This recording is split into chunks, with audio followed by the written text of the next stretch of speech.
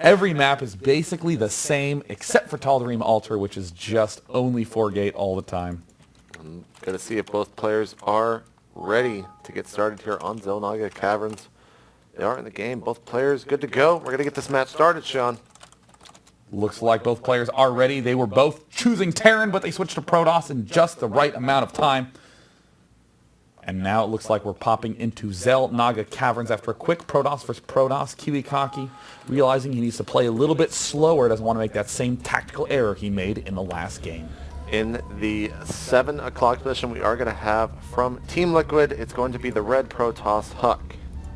And his opponent up here at the 2 o'clock position from Reign, it's going to be the yellow Protoss Kiwikaki. And Kiwikaki choosing the... Kiwikaki, if you're chef. What? Kiwikaki, that's chef's name for Kiwikaki. Kiwikaki. I don't know why, though.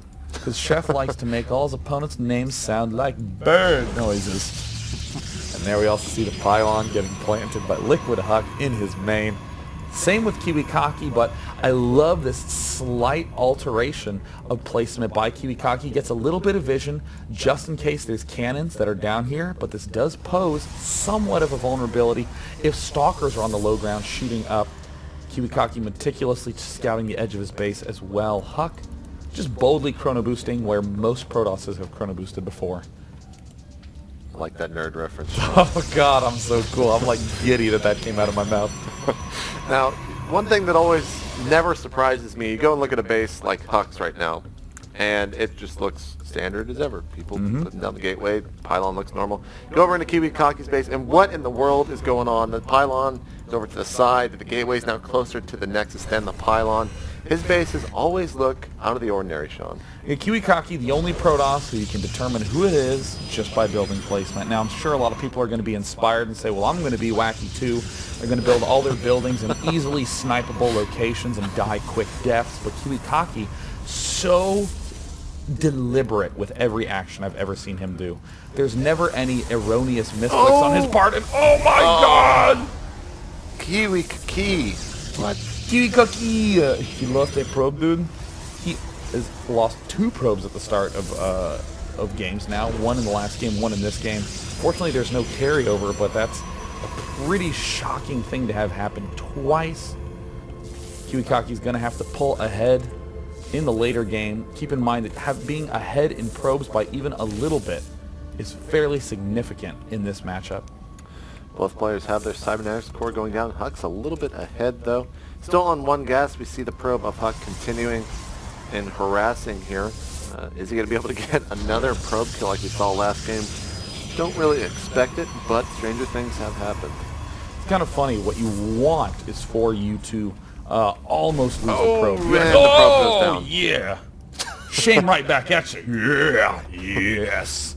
You know, I'm delighted that happened because that can be a nice re-equilibrizing mindset moment for Kiwikaki to just go, oh, okay, we're back to even again. But, you know, losing a probe like that, you want to minimize the amount of time that your probes are defending against his probe, because then that way you can end up mining for a maximum amount of time. So theoretically, your probe should barely stay alive.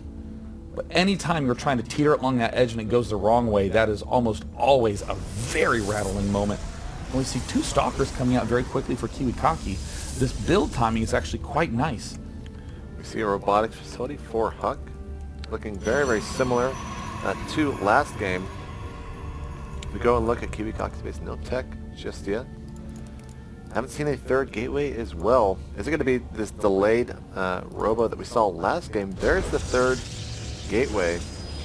And a crucial mistake, of course, that Kiwikaki made last game was moving out too early on his low ground with his enemy right there with a sentry to block it off.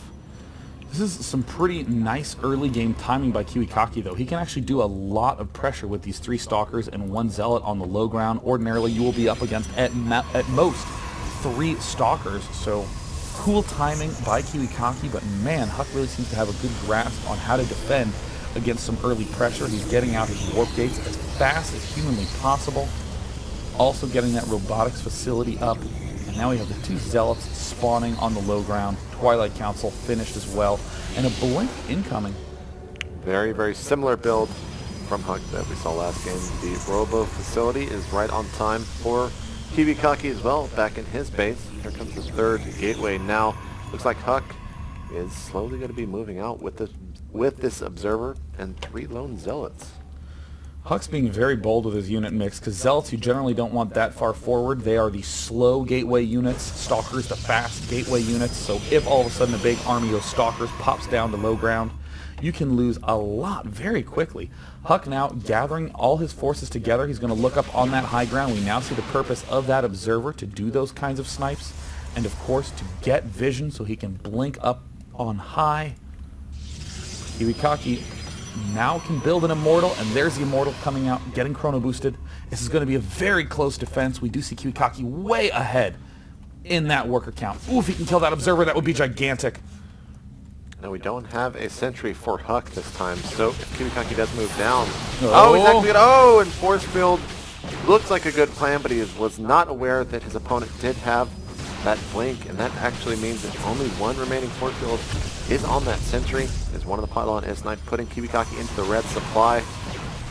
Stalker blinking back, as it did take a lot of energy damage there. The Immortal is out. This is going to be a very tough time for Huk to move in, but it looks like he's going to do it and start using that blink micro to move those damaged Stalkers into the back. A force field going down. He does get one Stalker. Oh, he might get another one and another, and the third one very close. This is such a dangerously close moment for these two players. Kiwikaki with the single Immortal out has a lot more presence up on top of the ramp, and there is the push up. Can the Immortal do that maximum damage? It looks like the Zealots get picked off immediately. A great force field. Kiwikaki being very careful with that Immortal, but some big damage was dealt by Huk, and the units lost have, though. We see Huk losing more than Kiwikaki. Kiwikaki getting the blink slower, but defending better thanks to that Immortal, and even has a higher probe count. The observer of Huk is free reign right now in the base of Kiwikaki as we see another push up and a huge blink. They're going to try to focus down the Immortal, and they will get it, but at what cost? As we see another Stalker die, and he does not secure another kill. The observer about to pop out for Kiwikaki as he reinforces here with some Zealots and Stalkers. Blink is finished though, so Kiwikaki will still be able to control very well, as we're about to see a blink up from Huk in the back. It looks like, oh no! We see one of those get picked off. If Huk did blink up onto the high ground, Kiwikaki would have crushed it, but Kiwikaki going to go for that small gentle advantage. This is a big mistake for Huk to engage here. He knows it. He pulls back, and there's another few shots. Sniping the observer. Look, he has one eyeball over here, one little arm down there. They will not even be able to pick him back together again. He got Humpty Dumpty. He did get dumped, Sean. So we see here in the middle of the map as the observer from Kiwikaki is going to be going across. He sees the Stalkers, but Huk's going to be pulling back there with the blink as well. If we go back over into Huk's base, he does have an observer coming out. Was, I believe, his second. Another gateway being added on for a total of 4, and now Huk is the one that's going to be on the defensive here. He does not have any sentries, but it's going to be a big blink war. The second Immortal is coming out for Kiwikaki. He did lose the first one in that last engagement, as some Zealots are trying their hardest to make sure the Stalker can't actually get out of the center. He does actually do so, and there's the forward pylon from Kiwikaki, actually in a very vulnerable spot. We see a lot of units on the map for Kiwikaki. Just a big lead. 2 Immortals, more Zealots. The only difference is that Huk does have more of those Stalkers, so if his control is pristine, he might be able to make something happen, but right now, the advantage goes to Kiwikaki. We see no Immortal shots have gone off yet, and the observer from Huk also escapes. It's going to be a very, very close micro battle right now. Huk is trying to make sure he doesn't get pinned up on his high ground. No Zealot leg speed has gone down. Huk chrono boosting desperately to stay in this game. Kiwikaki is using his probe to see if there's any pylons from Huk scattered across the map. Now we see a pylon from Huk as a probe did sneak into the main, and that could do a huge amount of damage. In this attack, we're going to see Kiwikaki siege the main as 2 Stalkers blink in. And they are going to get blinked on. But at the same time, this pylon could single-handedly win Huk the game, as we see 4 Zealots warp in. And will Kiwikaki do the warp in? It looks like Kiwikaki hasn't warped in yet. And there, he sees it, so he will be warping in some Zealots of his own. And we see Kiwikaki actually mounting a complete and total retreat. Oh no, is that the Artosis pylon of the base? Indeed it is not. So Kiwikaki escapes. A little bit of a loss there.